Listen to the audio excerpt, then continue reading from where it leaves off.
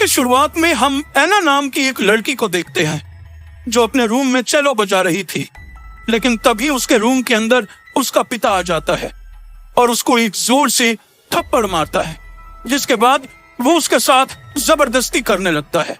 तब एना अपने पिता से पूछती है कि वो ऐसा उसके साथ क्यों कर रही है, जिस पर वो एना से कहता है कि मैंने तुम्हारी और तुम्हारी माँ के ऊपर बहुत एहसान किए हैं, इसीलिए अब उन एहसानों को चुकाने का वक्त आ गया है। तब एना खुद को बचाने के लिए उसको पैरों से धक्का दे देती है, जिससे उसके गर्दन में एक नुकीला चीज घुस जाता है और उसकी वहीं पर मौत हो जाती है।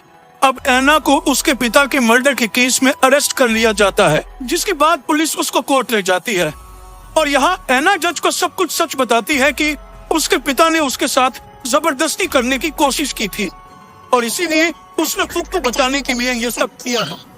लेकिन जब गवाही के लिए एना की माँ को कोर्ट में बुलाया जाता है, तब वो जज को बताती है कि मेरा पति एक अच्छा इंसान था, वो एना के साथ ऐसा कर ही नहीं सकता और एना ने जो कुछ भी बताया है वो सब झूठ है। तो इसीलिए अब उसके माँ की गवाही के आधार पर एना को 4 साल की सजा सुनाई जाती है। फिर उसके बाद एना को जेल में ले जाया जाता है। लेकिन यहाँ पर आने के बाद एना देखती है कि सभी लोग 2 ग्रुप में बटे हुए हैं। उनमें से एक ग्रुप व्हाइट कैदियों का है जिनकी लीडर कोरी है और दूसरा ग्रुप ब्लैक कैदियों का है जिनकी लीडर जूली होती है। और अब जो भी कैदी जेल में नए आए थे उनको एक हॉल में ले जाकर खड़ा कर दिया जाता है, जहाँ पर इस जेल का जेलर आता है जिसका नाम फ्रैंक होता है और फ्रैंक उन कैदियों को जेल के कुछ नियम समझाता है और साथ ही कहता है कि अगर किसी ने भी इन नियमों को तोड़ने की कोशिश की तो उसे कठोर सजा दी जाएगी, जिसके बाद उन कैदियों को उनकी सेल तक पहुंचा दिया जाता है। फिर एना जब अपने सेल के अंदर आती है तब उसकी मुलाकात जेनी नाम की एक लड़की से होती है जो काफी खामोश रहती है।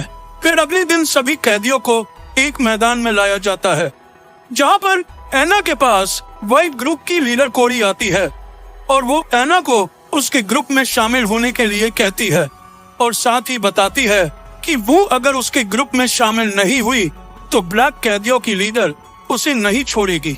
पर एना किसी भी ग्रुप में शामिल होना नहीं चाहती थी, इसीलिए वो कोड़ी को मना करके वहाँ से जाने लगती है।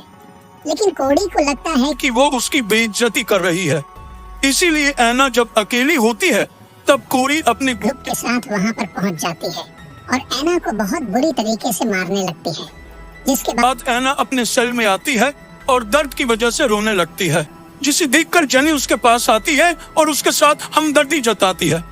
इसी दौरान वो दोनों एक दूसरे से अट्रैक्ट हो जाते हैं और वहीं पर इंटीमेट होने लगते हैं। फिर अगले दिन हम देखते हैं कि ब्लैक ग्रुप की लीडर जूली भी एना के पास जाती है और एना को उसके ग्रुप में शामिल होने के लिए कहती है, लेकिन एना उसे भी मना कर देती है और इसीलिए जूली उसको परेशान करने लगती है। अब इस सबसे एना समझ चुकी थी कि उसे किसी न किसी ग्रुप में शामिल होना ही पड़ेगा, इसीलिए वो कोरी के ग्रुप में शामिल होने के लिए उनके पास जाती है। तब कोरी उसे बताती है कि हमारे ग्रुप में शामिल होने के लिए तुम्हें हमारा ट्रस्ट जीतना होगा, इसीलिए वो एना से जूली को मार कराने के लिए कहती है। अब एना खुद को साबित करने के लिए जूली के पास जाकर उससे झगड़ा करने लगती है और उन दोनों के बीच घमासान फाइट होने लगती है। लेकिन तभी वहाँ पर ऑफिसर्स आ जाते हैं और उन दोनों का झगड़ा रोकते हैं। तब ऑफिसर्स को पता चलता है कि एना ने पहले हमला किया था, इसीलिए ऑफिसर्स उसको सजा देने के लिए ले जाते हैं और एना की सभी कपड़े उतरवाकर एक रात के लिए उसे अंधेरे कमरे में बंद कर दिया जाता है। फिर अगले दिन एना को फ्रैंक के ऑफिस में लाया जाता है और यहाँ पर फ्रैंक एना को एक ऑफर देता है जिसमें वो बताता है कि अगर तुम्हें दोबारा उस अंधेरे रूम में बंद नहीं होना है तो तुम्हें मुझे खुश करना होगा।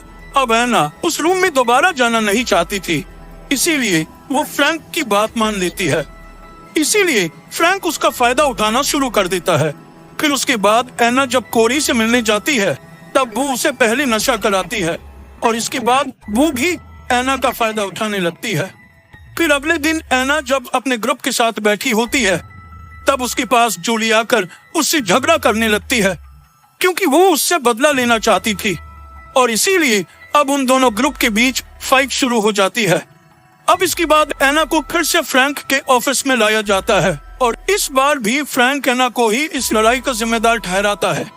तो इसीलिए वो एना को फिर से वही ऑफर देता है कि तुम अगर मुझे खुश करोगी तो तब मैं तुम्हें माफ कर दूंगा। अब इस बार भी एना फ्रैंक की बात मान लेती है। फिर उसके बाद एना जब अपने सेल में वापस आती है तब वो बहुत गुस्सा में थी, इसीलिए किसी बात को लेकर जेनी के साथ उसका झगड़ा हो जाता है और वो जेनी को एक थप्पड़ मार देती है जिससे उसका होंठ कट जाता है। अब ऑफिसर जब सब कुछ चेक कर रहे थे तब वो जेनी का कटा हुआ होंठ देखते हैं और उन्हें पता चलता है कि ये सब एना ने किया है। तो इसीलिए वो एना को पकड़कर फिर से फ्रैंक के पास ले जाते हैं। अब इस बार एना फ्रैंक से कहती है कि जो कुछ भी तुम मेरे साथ कर रहे हो वो सही नहीं है। तब फ्रैंक उससे कहता है कि तुम्हें सजा से बचाने के लिए ये तो कुछ भी नहीं है। मैं तुम्हें ऐसी जगह भेज सकता हूँ जहाँ पर तुम्हारे साथ इससे भी बुरा हो सकता है। फिर उसके बाद एना कोरी के पास जाकर उससे ड्रग्स मांगती है, लेकिन कोरी उसे मना करते हुए कहती है कि तुम्हें इस बार खरीदना होगा। दरअसल कोरी अब एना के ड्रग्स की लत को छुड़वाना चाहती थी, लेकिन एना को ये बात बुरी लगती है, इसीलिए वो उसके ग्रुप को छोड़ने का कहती है। तब ये सुनकर कोरी को भी गुस्सा आ जाता है और वो एना को धक्के मारकर अपने सेल से बाहर निकाल देती है। अब बाहर जाकर एना दूसरी लड़कियों से ड्रग्स का अरेंज कर लेती है और उसे अपने बॉडी में इंजेक्ट करने लगती है। तब दूर से कोरी एना की ऐसी हालत देखकर उसे बिल्कुल भी अच्छा नहीं लगता है, इसीलिए कोरी एना के पास जाकर उसको समझाने लगती है कि उसे ये सब छोड़ना होगा, लेकिन एना उसकी एक भी बात नहीं सुनती, इसीलिए कोरी वहां से चली जाती है। अब ब्लैक ग्रुप की लीडर जूली को ये जब पता चलता है कि एना ने व्हाइट ग्रुप को छोड़ दिया है तो वो उससे बदला लेने का सोचती है। इसीलिए एना जब बाथरूम में नहा रही थी तब जूली अपने ग्रुप के साथ वहां जाती है और उसको बुरी तरह से पीटने लगती है।